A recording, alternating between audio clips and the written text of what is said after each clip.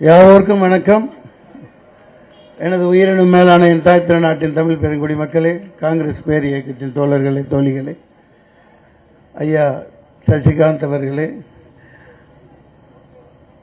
Ruby Manoharan ஐயா அவர்களே, செல்லக்குமார் அவர்களே, சூரஜ்ஜி, என்னை கனிவோடு பாசத்தோடு இங்கு அழைத்த சகோதரர் இந்திய தேசிய காங்கிரசின் தமிழ்நாடு தலைவர் செல்வ பெருந்தகை அவர்களே, தங்கபாலு ஐயா அவர்களே, ஹசீனா மாதரசி அவர்களே, அமர்ந்திருக்கும் அனைத்து காங்கிரஸ் பேர் இயக்கிய மாதரசிகளே, உழைப்பாளர் பெருங்குடி மக்களே, தாஸ், நிறைய பேர் எனக்கு சொல்ல முடியாது. கடகடன்னு ஸ்டார்ட்டாக இருப்பார் நம்ம தலைவர். அதனால தான் அவர் தலைவராக இருக்கார். அங்கே உட்கார்ந்துருக்கிறவன் பேரும் அவர் நெஞ்சுக்குள்ளே இருக்கு. என்னால் சொல்லிகிட்டே போனால் சாயந்தரம் ஆயிரம்னு சுருக்கமாக சொல்லியிருக்காங்க. இந்த 100 நாள் மகாத்மா காந்தி வேலை வாய்ப்பு திட்டம், அதை மட்டும்தான் பேசணுன்னு இருக்காங்க. அது இந்த மாதிரி போராட்டினாவெல்லாம் நடக்காது. அது என்ன பேர் மாற்றிட்டாங்க? VPG Ramji VPG. ஐயா கிண்டலுக்கு சொல்லலை, ராமன் வச்சு ராம்ஜி திட்டம்னு வச்சிருக்காங்க. ராமனுக்கும் இந்த உழைப்பாளர் பெருங்குடி மக்களுக்கும், விவசாயிகளுக்கும், ஏழைகளுக்கும், குடியானவனுக்கும், இந்தியா முழுமைக்கு இருக்க நடுத்தர வர்க்க மக்களுக்கும் என்ன சம்பந்தம் தெரியல. அவர் பின்னாடி இருந்து அம்பு விட்டு யாரை கொண்டாருன்னு தெரியும், முதுகுல அம்பு விட்டவர்.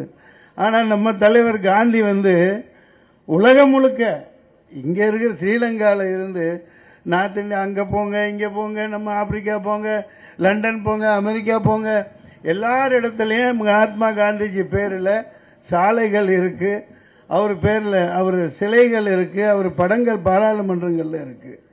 அப்படிப்பட்ட ஒரு மாபெரும் தலைவன், சுதந்திரத்துக்கு போராடின தலைவன் பேரில் நியாயமா இருக்க வேண்டிய பேரை இவங்க மாற்றி வச்சா அது சாதாரண தப்பு இல்லை. இதை மட்டும் தூக்கிறதுக்காக கூட்டமாக இதை நான் பார்க்கல.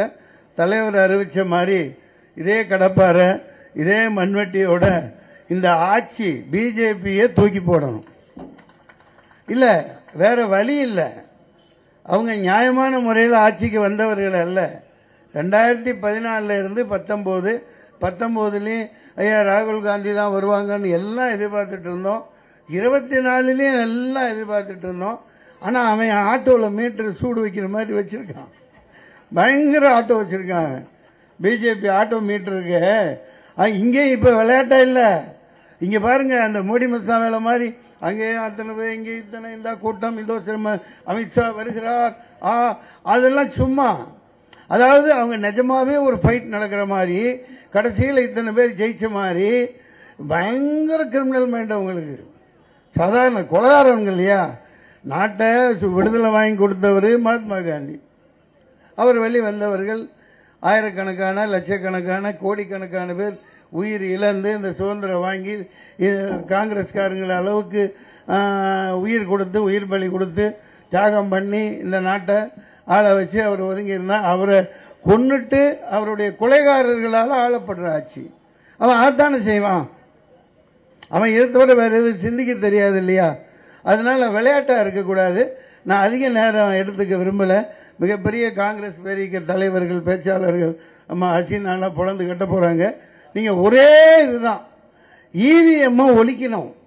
அந்த அந்த டப்பா உட்டாலக்கடி, இந்த கட கட கட கட கட கட இந்த கொட்டை உருட்டுவான் பாருங்க, அந்த மாதிரி இந்த மெஷினை வச்சுக்கிட்டு ஆடுற ஆட்டம்.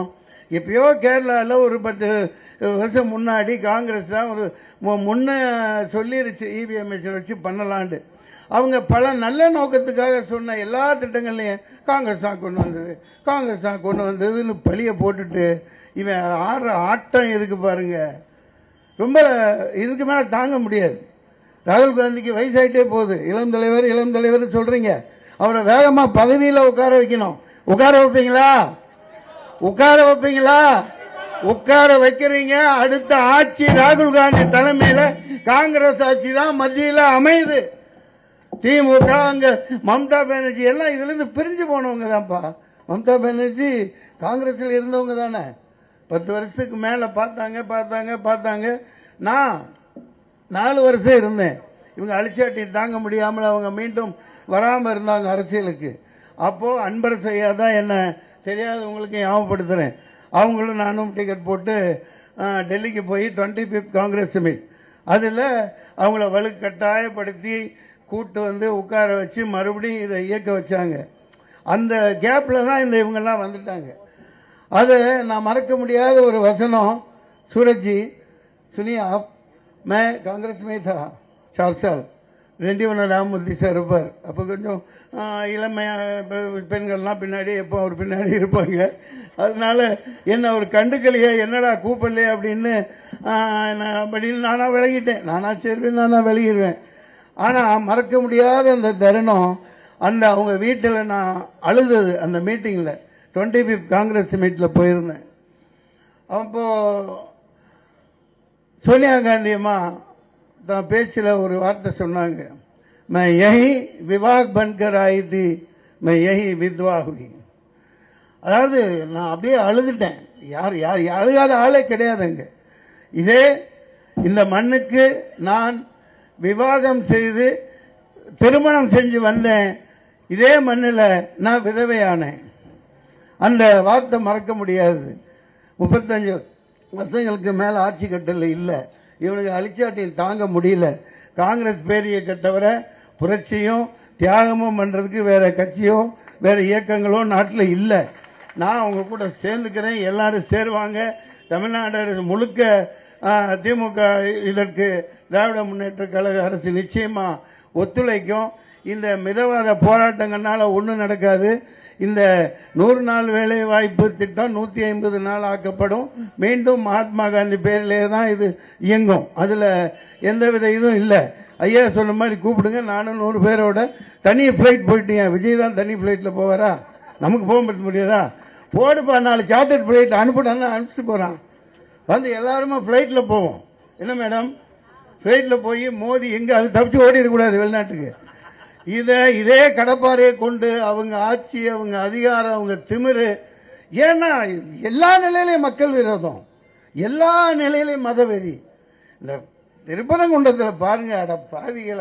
அதாவது அம்பேத்கர் அவர்கள், முடிச்சுக்கிறேன், பேச ஆசையா இருக்கு உங்களை எல்லாம் பார்த்து. நான் மன்னிச்சுக்குங்க. அந்த பெரியாரும் அம்பேத்கரும் அப்பவே சொல்லியிருக்காங்க, பல வருஷங்களுக்கு முன்னாடி, நீங்க போராடி இடஒதுக்கீடு அது இதுன்னு வாங்கி படிச்சு முன்னுக்கு வந்து வக்கீலா நீங்க கோர்ட்டுக்கு போனீங்கன்னா கோர்ட்டு எல்லாத்தையும் அவன் கையில் எடுத்திருப்பான்னு சொன்னாங்க. எவ்வளவு ஒரு தீர்க்க தரிசனமான வார்த்தை பாருங்க. அட எல்லா நீதிபதிகளையும் வாங்கிட்டா இல்லை, அவன் வைக்கிறதா நீதிபதி, அவங்க சொல்றதுதான் தீர்ப்பு. ஒன்னும் புரிய மாட்டேங்குது. அவன் படிச்சவனா படிக்காதவனா அது ஒண்ணுமே தெரியல. என்னமோ போட்டுட்டு வர்றாங்க. அதை பத்தி பேசவே மாட்டேங்கிறாங்க. ஏன்னா இருக்கிற ஊடகங்கள் எல்லாம் எல்லா பேப்பரும் எல்லா இதுமே இங்க இருக்கிறது நிறைய இருக்கு. 100க்கு 99 அதானி அம்பானியா இருக்கு. அது பேர் சொல்ல விரும்பல. அந்த செய்திகள் சொல்றது தான் நாம உண்மைன்னு நம்பிட்டு இருக்கோம். நாட்டை கெடுக்குது, குட்டிச்சோராகுது, ஒன்றும் பண்ண முடியல. செல்வ பெருந்தகை மிகப்பெரிய புரட்சியாளன், பயங்கரமான எதிரி, திரும்பி எந்திரிச்சு அடிக்கக்கூடிய சரியான தலைவன். இந்த நெருப்பை பத்திக்கணும். இந்த மோடி ஆட்சிய, இந்த அமித்ஷா ஆட்சிய, ஏப்பா கொலகார பதவிங்கெல்லாம் பெரிய பெரிய பதவியில் உட்கார்ந்துருக்காங்க. ராகுல் காந்தி ஏப்பா உட்காரக்கூடாது? பயங்கரமான கொலகார பதவியா இருந்து தடிப்பார்னு சொன்னவரெல்லாம் அது என்னப்பா உள்துறை அமைச்சர்னு சொல்லி போட்டு எல்லா அழிச்சாட்டியமும் வில்லத்தன சினிமாவில் பண்றதெல்லாம் ஒண்ணுமே இல்லை. இப்ப இந்த படத்தை வச்சும் பண்ணிட்டு இருக்கிறதெல்லாம் அரசியலுக்குள்ள ஒரே கல்லில் 5 மாங்காய் அடிச்சுட்டு இருக்காங்க. அந்த மாதிரி எல்லாம் போய்கிட்டு இருக்குது. இப்ப கடைசியா இருந்தது இந்த சென்சார் துறை, அதையும் அவன் சோழனா பேர்ல தூக்கி போட்டுக்கிட்டான். ஒண்ணுமே இருக்காது. கடைசி நாயர் கடை பொட்டி கடை வரைக்கும் வந்துருவாங்க. எல்லாத்தையும் அவங்க ஆளா மாத்திட்டு இருப்பாங்க. நீங்க தூங்கிட்டு இருக்காங்க, தூங்கிக்கிட்டு இருக்காதீங்க. நான் விடைபெறுகிறேன். வேறு சில வேலை நிமித்தம் செல்ல வேண்டி இருப்பதால் உங்களை வாழ்த்தி விடைபெறுகிறேன். सूरज जी, अब याद रख लिए, राहुल गांधी को 1-2 साल के अंदर प्राइम मिनिस्टर को देखना है, जरूर देखना है. 29 வரைக்கும் இவனுங்களை விடக்கூடாது. Declared KC Venugopal, I think last month in his parliament speech பயங்கரமா டிக்ளேர் பண்ண அந்த மனுஷன். There will be a biggest movement against you very soon. அது இன்று எக்மோர்ல ராஜரத்ன ஸ்டேடியத்திலிருந்து கிளம்புது. இவனுங்களை தோல் உரிக்கணும். மகாத்மா காந்தியை தொடர்றதுக்கு என்னைக்குமே நினைக்க கூடாது. இவனுங்களை திகார் ஜெயிலில் பாதி போடணும், பத்தாட்டி பாளையங்கோட்டையை கொண்டு வரணும், வேலூர் ஜெயிலுக்கு கொண்டு வரணும். ஏன்னா 12 வருஷம் ஜெயிலில் இருந்தவர் ஜவஹர்லால் நேரு. மோடி ஏதாவது ஜெயிலுக்கு போயிருக்காரா? அவர் டீயே ஆத்தினது இல்ல. டீ ஆத்தினா சொல்லிக்கிட்டாரு. அங்க போய் பார்த்தா ஸ்டேஷனே இல்லையா. பெரிய கொடுமை. படிக்காத தச்சி தற்குறி ஜெய்சா பையன் கிரிக்கெட் ஆணை மிகப்பெரிய இதுக்கு தலைவராக இருந்து 8 லட்சம் கோடி சுட்டிட்டாப்ல. அந்த ஆளுக்கு பேட்டு பிடிக்க தெரியல. வீடியோ பார்த்துருப்பீங்க. அப்படி அடிக்கிறாரு, அவரே உருண்டு விழுதுறாரு. இந்த கொடுமை தாங்க முடியல. सूरज जी आप समझ गए होंगे. यहाँ राहुल जी आते वक्त मैं कांग्रेस में ज्वाइन होना चाहता हूँ फिर से. அதனால அவங்க மனசு வைங்க. என்ன நான் விடைபெறுகிறேன் ஐயா. உங்களை பார்த்து ரொம்ப நேரம் பேசணும், நிறைய காமெடியா பேசணும்னு நினைச்சேன். ஆனா எனக்கு இந்த பேர் இயக்கத்தின் கட்டுப்பாடு என் கைகளை கட்டி போட்டிருக்குது. அதனால 100 நாள் இயக்கம் சாதாரண விஷயம் இல்லைங்க. ஏழைப்பாளைகளுக்கெல்லாம் ஒரு காசு, பாக்கெட்ல இருக்க காசு. ஒரு அம்மா பேசுறாங்கல்ல கக்கன்ஜி, அது மாதிரி வீட்டில் அடுப்பு ஏதோ வச்சுட்டு போனா அவங்களுக்கு 100 நாள் வேலை திட்டம் இவ்வளவு காசு கிடைக்குன்னா நாடார் கடையில் ஏதோ அரிசி பருப்பு கொடுப்பான். அந்த வேலையில நீ வாய்க்கரிசி போட்டுட்டு இதெல்லாம் விடக்கூடாது. கண்டிப்பா இது 29 வரைக்கும் இந்த தேர்தலை நடத்த விடக்கூடாது. இவங்களை புரட்சி பண்ணணும், இறக்கணும். மிகப்பெரிய போராட்டத்துக்கு தயங்க கூடாது. போராட்டம் தான் வாழ்க்கை. நீங்க ஒன்றும் பயப்பட வேணாம். நம்ம தலைவர்கள் எல்லாம் ஜெயிலில் இப்ப வீட்டு சாப்பாட்டோட நல்லா இருக்கு. நல்லா ரொம்ப நல்லா இருக்கு. முன்னாடி எல்லாம் அந்த அவங்க தலைவர்கள் பெரியாரு, அண்ணா, அங்க நார்த் இந்தியா வஉசி இவங்கெல்லாம் இருந்தப்பெல்லாம் சட்டி டாய்லெட் போறதுக்கெல்லாம் சட்டி கொடுத்துருவாங்க. ஒன்னு இது கொடுக்க மாட்டாங்க. இப்போ எல்லாம் ஃபேன் போட்டாங்க, எல்லா வசதியும் இருக்கு. அது என்ன சைலேந்திர பாபு எல்லாம் சீர்திருத்தம் பண்ணி சேலம் செல்லாட்சிகளுக்கு இந்த மோதி ஏற்று போயில 8 வழிச்சாலை ஏற்று நான் போயிருக்கேன். நான் எல்லாத்துக்கும் ஏதோ போராட்டம் பண்ணிக்கிட்டே இருப்பேன். அங்க போகையில நைட்டு ஒரு கிளாஸ் பாலெல்லாம் கொடுக்குறாங்க எல்லாத்துக்கும். வீட்டில் பொண்டாட்டியோட கொடுத்ததில்ல. அதனால நீங்க போராட்டத்துக்கு தயங்காதீங்க. புரட்சி போராட்டம் நடத்துக்கு காங்கிரஸ்காரங்க தயங்கியவர்கள் அல்ல. நாங்க சுதந்திரம் வாங்கி தந்ததே நாங்க தான்.